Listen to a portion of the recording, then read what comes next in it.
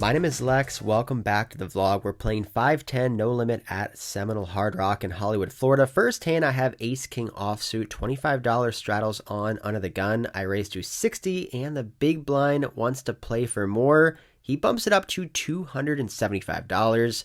Over to the straddler, who folds, and with the action back on me, I ask my opponent in the big blind how much chips he has, and he motions to me that he has 2,000. So with the $25 straddle on, he has less than 100 big blinds. Ace King is just such a powerful hand. Now, I did raise from the under the gun position. This 3-bet should be fairly strong here, weighted towards some pocket pairs, Ace Queen suited, possibly King Queen suited, but a lot of the time he's probably going to have hands like Ace King, pocket tens, pocket jacks, and of course hands that beat us like aces and kings and queens.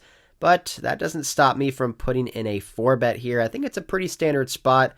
I bump it up to $700, looking to just get it all in if he wants to rip it, but he does not. He folds, and we take down the first pot. In this next hand, I have 8-9 suited. I raise it up to $60 over a straddle. The button is a player who introduced himself as the poker painter, showed me some awesome drawings and paintings he had on his phone of various poker players, and I followed him on Instagram, so make sure to go check him out if you guys are into that kind of stuff. Anyway, 8-9 of spades, I make it $60. He re-raises me here on the button to $210. Now, not sure if he's just trying to make the vlog with a crazy hand or if he actually has a premium, but a suited connector cannot be folding for only $210, so I make the call. We go heads up out of position to King, 8-9, 2 clubs, flopping bottom 2 pair. I check, and unfortunately he checks behind. Turn card Jack of Spades. Now we have 2 pair and a flush draw. Given the fact that I have this board completely crushed, I do think we could lead out here for a small bet or check, and I elect to check, hoping maybe he'll turn a hand like Ace Queen into a bluff, or maybe bet a hand like Ace Jack, and he decides to check back the turn as well. The river's a deuce, complete brick, and now I'm going to go for some value. He could have a hand like pocket tens, pocket queens, queen jack, ace jack, so I decided to go with a polarized bet sizing of $550, a little over the size of the pot, and he doesn't look too happy. I don't think he has too much, and he folds, and we win. First 2 hands were a little bit slow, but don't you guys worry, the action starts to heat up here. I'm in the cutoff and raise to $60 with ace 9 of hearts, and the straddler makes the call heads up to a king 9-6 board. It's rainbow. I flop second pair, best kicker against the straddler's calling range. I think I'm going to be way ahead here, so I bet $75, and he comes along with a call. Turn card queen, and if he checks, I'm going to check this one back, but to my surprise, he leads into me for $100. Now, I do think I could just fold my hand, but this lead is somewhat suspect. If he had a really strong hand like 2 pair or a set, would he really be leading into me here? I get a little bit sticky with third pair and make an interesting call. River 4 of hearts, and now he checks over to me. So I don't think he's ever checking this river with 2 pairs, sets, or straights. I think he's most likely going to have a weaker King X hand, possibly a hand like Queen Jack or Queen 10 that he let out small with on the turn. And given the fact that I really don't think my 9 is any good here, I think I either have to give up or bluff. And I do think a big bet will get him to fold a single pair king and definitely a Queen X hand. So I decided to go for it here. I make it $650, and he snap calls. Well, I tell him I have a 9, and he rolls over King 6 offsuit for 2 pair on the flop. He played it a little bit unconventional and made the max off me. Quite possibly one of the worst feelings in poker is when you put out a big river bluff hoping it will get through and you get snap called. My opponent didn't even think about it for more than a second, and he completely owns us in that hand. I'm now stuck probably around $500 or $800 on the session, but I then pick up the ladies' pocket queens. I raise it up to $60. The player next to me makes the call, and now the button, the same player who I just tried to bluff off 2 pair a little while ago, puts in a 3-bet to $175. Now, not many older gentlemen down here in Florida put in 3-bet bluffs, so it's definitely possible he could have a monster here like aces or kings. But pocket queens is just such a strong hand. With a player behind me, I don't want to flat call, so I put in a 4-bet to $650. The player next to me very quickly gets out of the way, but the button goes into the tank. He started the hand with around $3,000, and I slightly cover him. If he jams all in, it will be a nasty, disgusting spot, but that doesn't happen. He comes along with a call, so we're going heads up, out of position in a 4-bet pot. The flop comes out 3, 7, 8 rainbow, a pretty good board for pocket queens. When this opponent calls pre-flop, I do think I can rule out pocket aces. I think he would just jam all in with pocket aces pre-flop, so it's possible he could have kings. A lot of the time he's probably going to have tens, jacks, and ace-king, which is why I like this flop so much. I don't think he's going to have any sets on this board, and there's no overcards to my pair, so I continue for $425. If he makes the call, it'll set up for a nice turn all in. If it comes out a brick, without thinking for too long, the button makes the call, so now I can rule out hands like ace-king. I put him on a pair. Hopefully it's not better than ours. The turn's a 6 of clubs, bringing in a flush draw, and with about $2,000 left in my stack, and about $2,000 left in his stack, and with about $2,000 in the pot, I think there's just one option, and that is all in. All in.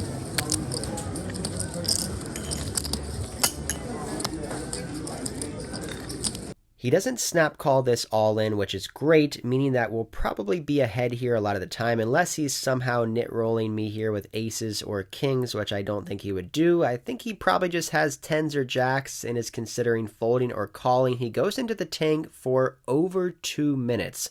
A very, very long thinking process for him, and eventually he puts in the call. Well, that escalated pretty quickly. All in here for over $6,000 with pocket queens. If we're ahead, hopefully we can hold. If we're behind, I guess it's going to be time to rebuy. Just once.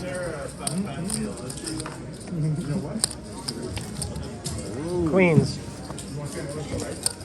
The river is the 4 of clubs, kind of a sketchy card. The backdoor flush gets there, but my opponent ends up mucking his hand. I slightly covered him, so we end up taking down a massive pot here. Started off a little bit shaky, trying to bluff there on the river and getting snap called, but we got all the money back, plus more here with pocket queens. Still riding the high from that last hand. The button opens it up to $60. I'm in the strata with 6-7 offsuit versus a button open against a player who plays fairly ABC straight up poker. I decide to make the call. We go heads up to a deuce 4-5 2-club board. I flop an open ender and 2 overcards to the board. A pretty great flop for me. I check over to him, and he checks this one back. Queen of diamonds on the turn. We do miss our straight draw. I check over to him, and now he bets out $100. With the action back over on me, I could call this $100 bet. I could make a very tight fold, or I could raise. Now, I kind of like the third option of putting in a raise. Now, when he raises pre-flop and then doesn't c-bet on 4-5 deuce 2 clubs, we can assume he probably doesn't have overpairs like aces or kings. He probably doesn't have 2 pairs, sets, or straights. We can assume he most likely would be betting those hands on the flop. So when he checks back the flop and then now bets this queen on the turn, he's representing 1 pair hands at best, and he can even sometimes have some bluffs. He could have hands like ace-king, ace-jack, king-jack, all hands that he's trying to represent when this queen card comes out. So instead of taking the passive route and calling here, I decide to put on the pressure and bump it up.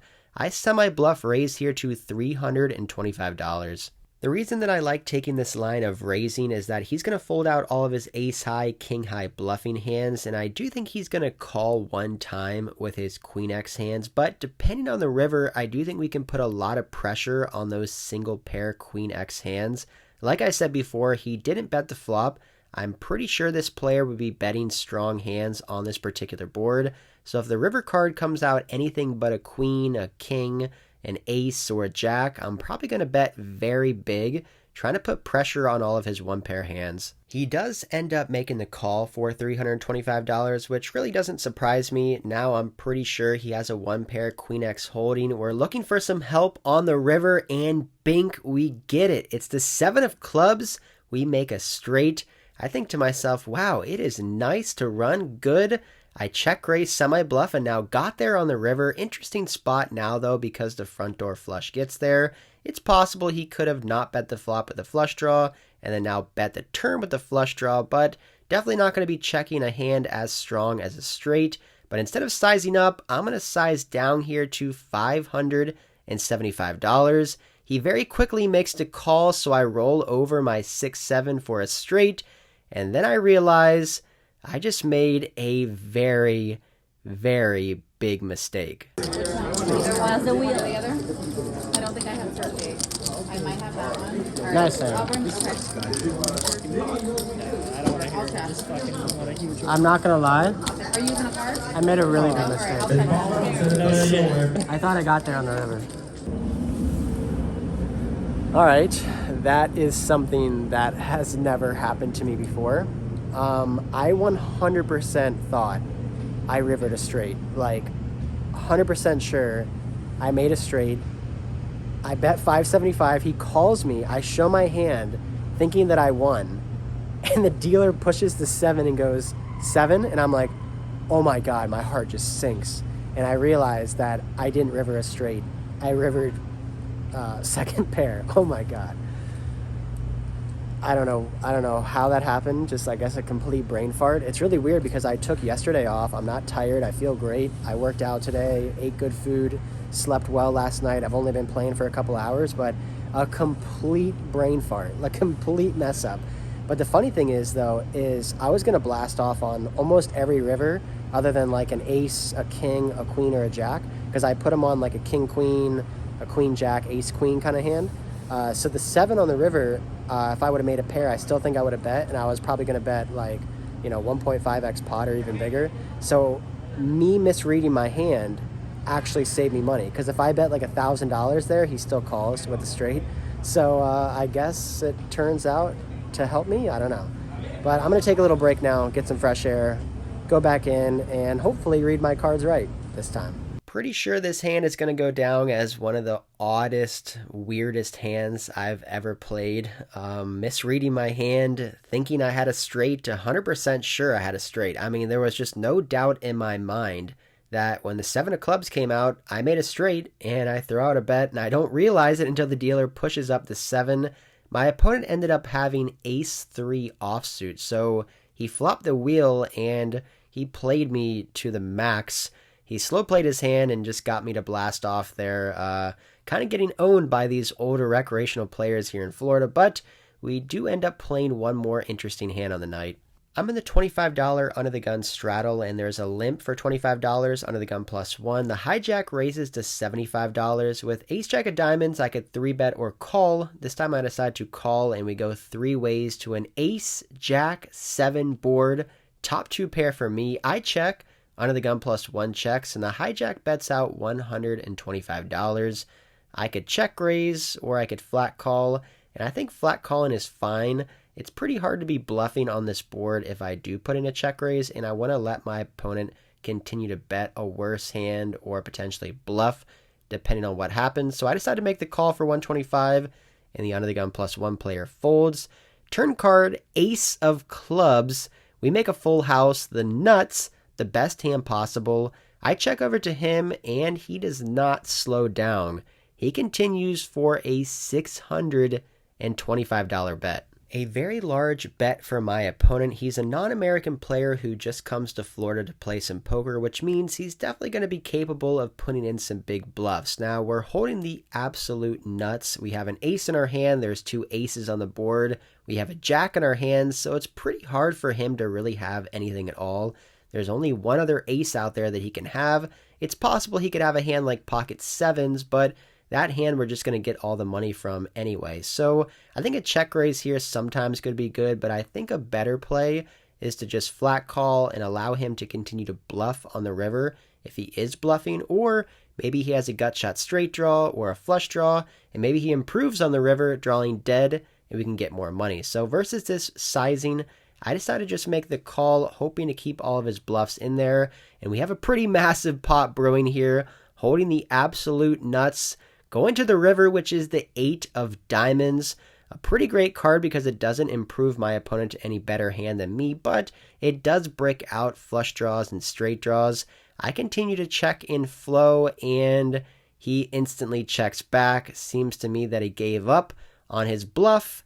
I obviously show the ace-jack, and it is good to end up winning the last pot of the night here. I shortly after rack up my chips, head to the cage, and cash out for the night.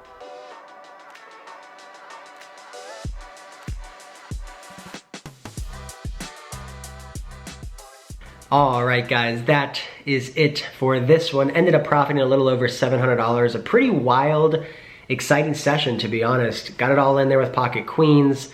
Pulled off, or tried to pull off, some big bluffs that didn't work. Misread my hand, thought I had a straight, and I had a 7, made a full house last hand, and pretty decent session, pretty exciting one. But I do want to finish this vlog out with somewhat of a rant, if you want to call it. No more poker hands as of now.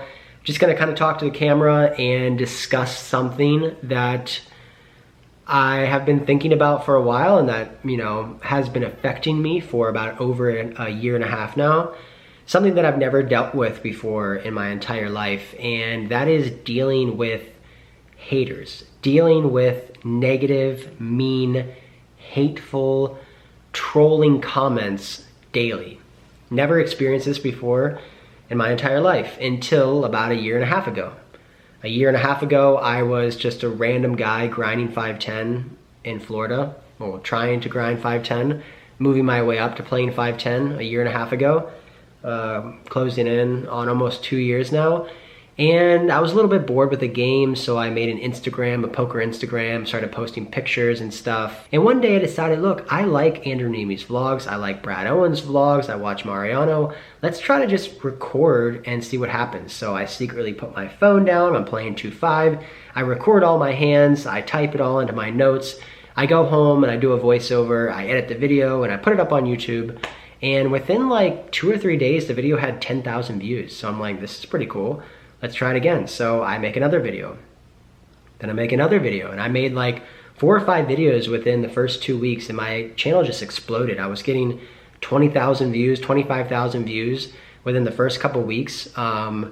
Really took off very quickly because there was not many people filming and posting videos at that time during COVID. And immediately, I was definitely having some hate, some weird comments, some people trying to put me down, some people trying to, you know, project this mean, hateful things onto me, saying I'm a bad player, I make terrible mistakes, you shouldn't be playing poker for a living, 510 isn't for you, go down to 1-2, all these comments back to back to back to back, all this stuff, all this hate, and I wasn't really used to it, but eventually it did kind of subside. I think it was a lot because I continue to post 510 videos, and I continue to showcase that, yes, this is what I do for a living. Excuse me, I'm not lying. You know, this is it. I play poker for a living, and I can win at the game. It might not be a lot, but I do win. So all those kind of weird comments kind of subsided until I started playing on live streams. Now, live streams changed a lot of things. Live streams, you can see everything. You can see all the hands you play, and poker vlogs are different. Poker vlogs, you just showcase 6 to 8 hands. Now, I always showcase the biggest hands. If I lose a huge pot, I'm not just gonna scrap that video. I'm gonna show it. If I misplay a hand really bad, as you guys have seen, I'm gonna put that in the poker vlog. I'm not going to skip that. But on live streams, it's just different. It's just a different thing. People can see that maybe you make a tight fold pre-flop, or you bluff the turn and then give up on the river. There's so many critics. There's so many Monday morning or Tuesday morning quarterbacks, whatever the hell the term is. There's so many haters online that when I played live streams, I just got a lot of hate. A lot of hate. People were talking about bad plays I made, which I made some bad folds, some bad calls, I lost some money. Didn't really play my best when I was in Texas playing on live streams. And a big thing was my VPIP, the voluntary put money in the pot. Now, for those of you who may not be educated on it, you know, the best strategy for VPIP would mostly be like 20 to 30% VPIP, depending on the game. It all depends on the game, the straddle, the how deep you are, all these things. But in the games that I was playing, I would say the best strategy would be around 20 to 25% VPIP. That's like the most profitable strategy in my opinion. If you're a better player, you can get away with playing more hands. For example, Garrett Adelstein plays like 35% VPIP because he's one of the best players. He can navigate very well. Well, I'm not that good, so I can't play as many hands. I have to play more hands in position. Anyway, 20 to 25% VPIP. I was just getting so much hate. Lex is a nit, tight ass, nit, all these things. Don't invite this guy back. Get him off the stream. He's terrible for the stream. And like, it's never fun listening to that. It's not fun going home and rewatching the stream and just seeing the comments, boom, boom, boom, boom, all this negative energy. And you know, you try to ignore it, you try not to let it get to you, but it's kind of hard to not get to you. It's kind of hard to not let it affect you. And you may think to yourself, or you may say to yourself, why do you care what random people say? It doesn't matter what some guy in Nebraska or Wisconsin or Illinois, or that's all like North, that's all those states in California. It doesn't matter what they all say, you know? And it doesn't matter what some random dude in a basement says about me online, but it kind of does, because YouTube is a little bit different, same as Twitter, is it puts top comments up. So let's say someone says, Lexo Poker's a huge nit, don't bring him back on the stream. And it gets 20 likes and a bunch of comments underneath it. YouTube will see that engagement, it'll push that comment up to the top. So let's say 30,000 people watch the live stream, they go down in the comments and they see Lexo Poker's a nit, don't invite him back on the live stream, and it's bad for me. It makes me look bad. It puts a bad interpretation in people's minds. It makes them think differently about me, and it's not good. Now that's the whole motivation behind haters, behind people who want to talk shit, is they want their comments to look good. They want their comments to get notoriety. They want to try to get you flustered, and they want to try to get you to talk back to them. So I understand that by doing this video, I'm kind of feeding the trolls. But I do think there is some things that need to be said and need to be done. It's hard to ignore all the hate. It's hard to ignore the comments that I see on a daily basis. So I decided, you know what? I'm not gonna play as many live streams. I think it's doing more harm than good. It's really fun playing on live streams, but it's really stressful. It's a big game usually most of the time, and it's stressful. When you have cameras and lights, it's freaking stressful. And then I gotta deal with the haters too. No, I'll take a break. And of course I realized that by putting myself out there and playing a live stream, I'm opening myself up to criticism.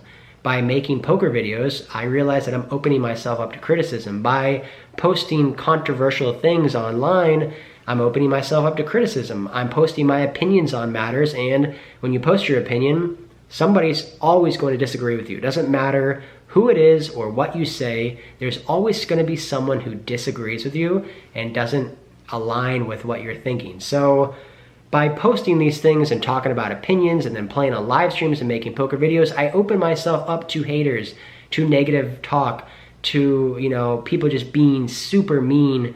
But it's annoying. It's not fun. So I decided to kind of take a break from live streams. There is a couple things I want to talk about. I've been talking for a while now. If you're still listening, a couple reasons why I think that the negativity in poker is just really bad for the game. So I see this a lot on Hustler Casino Live. They'll have a rich, wealthy, recreational player, which there's a lot of them on that show, and that player will buy in for $30,000. They'll bluff off 10K, they'll make a hero call wrong, they'll play a bunch of hands, and they'll lose $50,000 in one night.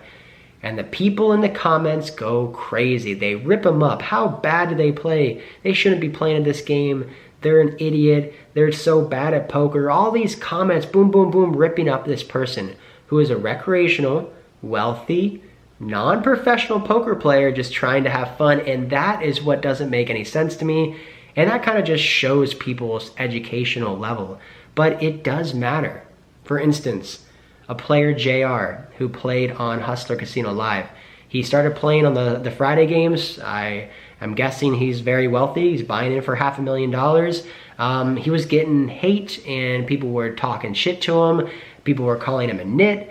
And he made a tweet that he was not going to play anymore because of the ugliness and in the high stakes poker. And I think some of that has to do with the fact that he was getting hate online, and he probably thought to himself, why am I dealing with this? I'm just a random guy who wants to play poker for fun with a lot of money and compete against the best, and people are ragging on me, they're calling me names, disrespectful, mean comments, and he's not playing Hustler Casino Live anymore. That's terrible for the game. So to lose JR, who seemed like an awesome guy, a cool guy for the stream, because he felt that there was a lot of hate and, you know, it's just a bad environment to be in, he stopped playing poker. Hopefully he'll be back, but I think it's just terrible for the game. And then another thing I want to kind of touch on is there's a lot of hate and a lot of negativity towards poker vloggers in general.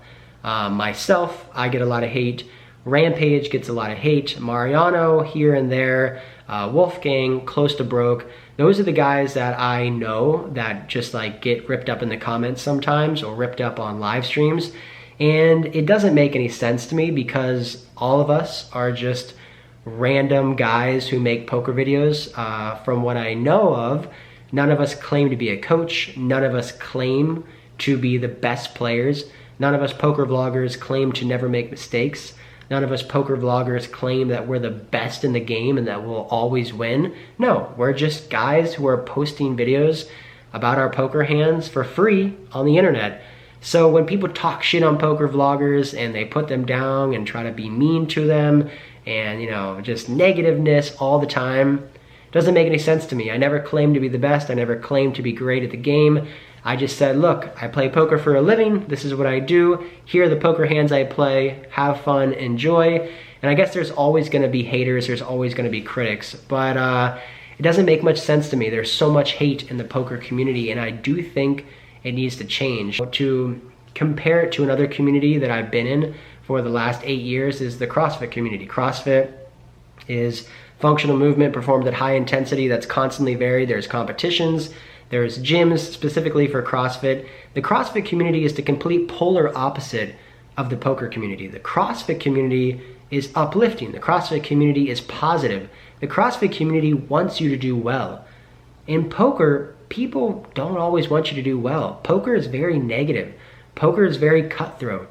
Poker is very mean and harsh and nasty. And I think it could change. I do think that we could change things. In the CrossFit community or CrossFit competitions you go to, people are always cheering you on, trying to make you do better, trying to, you know, motivate you to do better. If you're last in a CrossFit competition, people are cheering you on to finish faster. In the poker community, you know, someone makes a mistake and people rip them up on the internet. They make a bad hand, or they do something, or, you know, they steal $135,000. And people go crazy. You know, Garrett Adelstein is a prime example.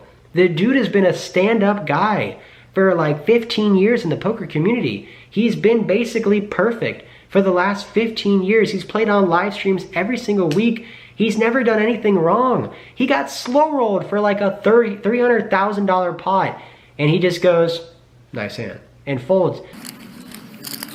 And Garrett's gonna call. Good call. Oh. Just kidding. Ooh. Slow rolled for a $300,000 pot. Nice hand, nice hand. He's got people constantly trying to talk shit to him at the table. Nice hand, nice hand. You know, it's, yes, he made a mistake. Yes, I do think he handled the situation, you know, not the best. I don't think I would maybe have done it any better, but there's definitely some things that he could have done better. But the amount of hate on Garrett is just insane. And I definitely think something needs to change. I think someone needs to stand up as a whole, as a community, and try to just, you know, be less negative. Take a little bit more negativity out of the game of poker. It's interesting to me because the poker community puts their foot down and they won't stand for things like women being treated unfairly at the poker table. And I 100% agree. We need more women in poker. I 100% agree. Let's make it encompassing to all people. And that would start with less negative comments, less hate, less trolls. People put their foot down on Doug Polk talking about, fat shaming or coin flex. People won't stand it. No way. We won't take it, Doug Polk. People put their foot down on Daniel Negreanu about throwing his selfie stick. People put their foot down when a massage therapist gets, you know, fired for rubbing some guy's nipples. But nobody in the community puts their foot down and says, look, we don't need this fucking hate. We don't need this shit in our community. We don't need all this negativity. It's bad for the game. And someone needs to put their foot down. Someone needs to stop this shit. It's so bad. It's so nasty. Twitter? I made a Twitter like 6 months. Twitter is disgusting. Twitter is nasty. Twitter is... poker Twitter is insane. The amount of hate, the amount of bullshit, the amount of just complete idiot stuff you see on Twitter is just insane. And I don't know if there's anything we can do about it, but I have an audience. I have people who watch my videos. We gotta do something different. We can't be fucking negative all the time. We can't make the fucking poker community so gross to be in, where people just hate to play in the game or are afraid to play in a game because they're afraid to get talked shit on. If you're high up in the community, if you're a poker vlogger, if you're an influencer, if you have a brand, if you own a casino or a card room, I do think something needs to change. Less negativity, less hate. It doesn't have to be fake. I don't know what to do. Delete the comments, block the people. Don't let them comment on the videos or whatever. Something's got to change. I don't know. I experience so much hate on a daily basis. Other people in the poker community experience so much hate. I don't know. It's a long rant, going on 17 minutes now. All in all, to make a conclusion here, the negativity, the harsh, the mean, nasty comments online in the poker community, I think are potentially killing the game, and we need to fucking put our foot down. Influencers, people who have a voice in the community, we gotta do something, because this shit's bad. This whole Garrett versus Robbie thing just blew it out of proportion, man. Listening to people talk shit on both sides, you know, calling them names, you know, just attacking Robbie, attacking Garrett, attacking Hustler Casino Live, Ryan and Nick. It's fucking insane. I've never seen anything like it. And I do feel like we gotta change it, because it's just making our sport, our community look terrible. And I think it can start by people like me posting this out to 40, 50,000 people. You know, other influencers talking about it as well. Less negativity, less hate, less mean, harsh, nasty comments. In poker, make the game fun. Make it enjoyable. Make recreational players feel like they're having fun. Don't make them feel bad for making a bad bluff. I don't know. That's it. 18-minute long rant. I don't think I've ever talked to the camera this long. But that's it for this one. Hope you guys enjoyed it. Let me know down in the comments what you think about this rant. And that's it. Next video is going to be at the Isle Casino. Going to be playing a tournament there, which is just north here in Pompano Beach. And if you made it all the way to the end, I really appreciate it. Like and comment down below. Subscribe to the channel. Till next time, I'll see ya.